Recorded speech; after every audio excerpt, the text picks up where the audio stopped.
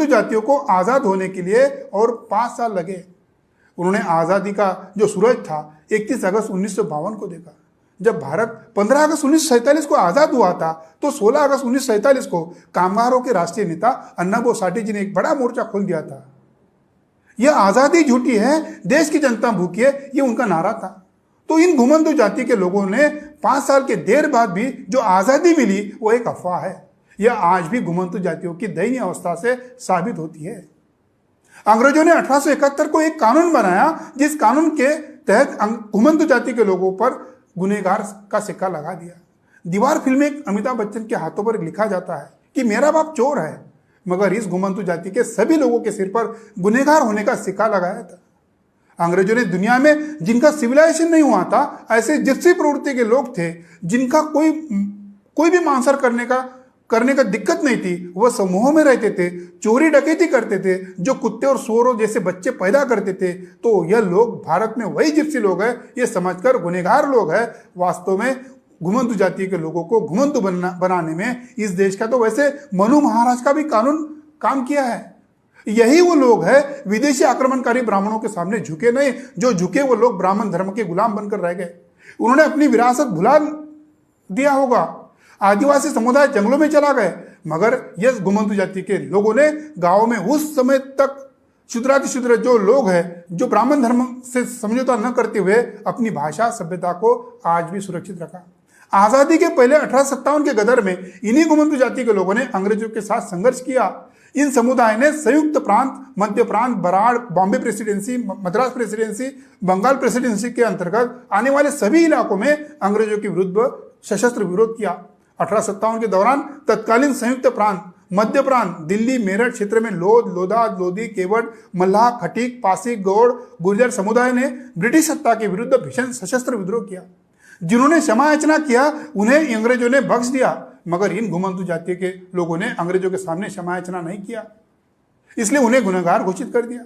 इन घुमंतु जातियों के डीएनए में स्वाभिमान ओतप्रोत भरा हुआ था। Doctor Ambedkar ji annihilation of caste में कहते हैं, ब्राह्मणों को कहते हैं कि ब्राह्मणों, आप कहते हो कि आपकी संस्कृति महान है, तो आप लोगों ने अछूत जाति, आदिवासी, घुमंतु जातियों का उत्थान के लिए आज तक कोई कार्यक्रम नहीं चलाया। उल्टा आपको इसकी लज्जा आनी चाहिए। जाति वर्चस्व कायम रहे, ऐसे वैदिक को थोड़ी भी शर्म महसूस नहीं होती है। वैदिकों की मानसिकता जो है अत्यंत नीच है। अपने ही देश के भाइयों के प्रति कर्तव्य भावना न रखने वाले ये बेशरम निर्लज्ज वैदिक है। ऐसे व्यवहार से मनुस्मृति और अंग्रेजों के एक्स क्रिमिनल ट्राइब के 1871 का जो कानून था, घुमंतु जातियों को संपत्ति जो थी कुत्ते और गधों तक सीमित रख दिया। भारत में जिप्सियों के भांति सांसी, कंजर, नट, पारदी, बेलदार, बंजारा, पारदी, भिल्ल, कातकरी, कैकाड़ी, वडार, टाकरी, मुसहर, इन जातियों को भारतीय समाज में आज भी गुनहगार माना जाता है। भले ही तत्कालीन प्रधानमंत्री पंडित जवाहरलाल नेहरू ने उनके ऊपर से 31 अगस्त 1952 को ब्रिटिश कालीन क्रिमिनल ट्राइब एक्ट खत्म कर दिया। उसके पहले डॉक्टर बाबा साहब अम्बेडकर जी ने संविधान सभा में 1951 में भाषण देकर कहा था, जब तक इस देश का घुमंतु जनजाति के लोग आजाद नहीं होते हैं तब तक इस देश को मैं आजाद नहीं मान सकता हूं। राजर्षि साहूजी महाराज जी ने इन घुमंतु जातियों को जो गुनहगार माना जाता था, उनको रोज हाजिरी लगाने की जो अमानवीय व्यवहार था, 1918 को मुक्त कर दिया। फांसे, पारदी, कोरवी, माकड़ वाले जैसे घुमंतु जातियों को अपने हृदय से लगा, उनका जीवन स्थिर करने के काम किया, उन्हें अपना संरक्षक यानी बॉडीगार्ड तक बनाया। डॉक्टर अंबेडकर जी ने भारत के संविधान में धारा 46 में घुमंतु जातियों के उत्थान के लिए बनाया था, मगर संविधान लागू होने के बाद भी वो धारा 46 लागू नहीं हुई। महाराष्ट्र में इन घुमंतु जातियों को ना शेड्यूल कास्ट में रखा है, ना शेड्यूल ट्राइब में रखा है, क्योंकि उनकी कोई सूची संविधान सभा तक नहीं पहुंची थी। आंध्र प्रदेश में ये घुमंतु जातियों के लोग शेड्यूल ट्राइब में हैं, कर्नाटक में घुमंतु जातियों के लोग शेड्यूल कास्ट में हैं, जम्मू कश्मीर में धर्म परिवर्तन किए लोगों पर अन्याय अत्याचार होता है, उनको प्रताड़ित किया जाता है। राजस्थान में कई घुमंतु जातियों की महिलाओं पर वेश्यावृत्ति के लिए मजबूर किया जाता है। अब ऐसे घुमंतु जातियों के लोगों की ब्राह्मण धर्म की जो मानसिकता है, उन लोगों ने उनकी अन्न, वस्त्र, निवारा की व्यवस्था करना चाहिए था। उन्हें शिक्षा, नौकरी, राजनीतिक प्रतिनिधित्व देना चाहिए था। डॉक्टर अंबेडकर जी ने संदेश दिया था, शिक्षित करो, संगठित करो, संघर्ष करो, मगर उन्हें इस सारी व्यवस्था से दूर रखा गया, तो ये संदेश किस काम का? उन पर दिनों दिन अन्याय अत्याचार बढ़ रहा है।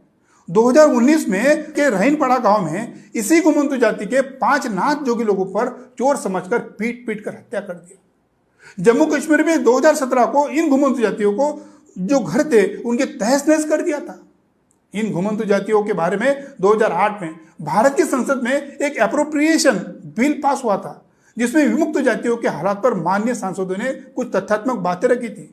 उड़ीसा के एक सांसद ब्रह्मानंद पांडा इन्होंने जिक्र किया था उनके निर्वाचन क्षेत्र का लोधा समुदाय, जो वास्तव में स्वतंत्रता संग्राम सेनानी थे। उन्हें आज भी समाज एवं शासन सत्ता पर बैठे जो लोग हैं जन्मजात अपराधी मानते हैं। उड़ीसा, पश्चिम बंगाल, बिहार, झारखंड में लोधाओं का प्रवचन 18वीं शताब्दी में मध्य भारत से हुआ था। सांसद का लोधाओं के बारे में स्वतंत्र योद्धाओं संबंधी वक्तव्य गुर्जर, केवट, मल्लाह, भर, पासी, खटीक, सांसी, सहरिया आदि समुदाय को लागू होता है। भारत सरकार ने विमुक्त घुमंतु जनजाति उत्थान हेतु सुझाव के लिए एक राष्ट्रीय विमुक्त एवं घुमंतु जनजाति आयोग हिदायती आयोग का गठन किया था, जिसने अपनी रिपोर्ट सामाजिक न्याय और अधिकारिता मंत्रालय 8 जनवरी 2018 को सौंप दी।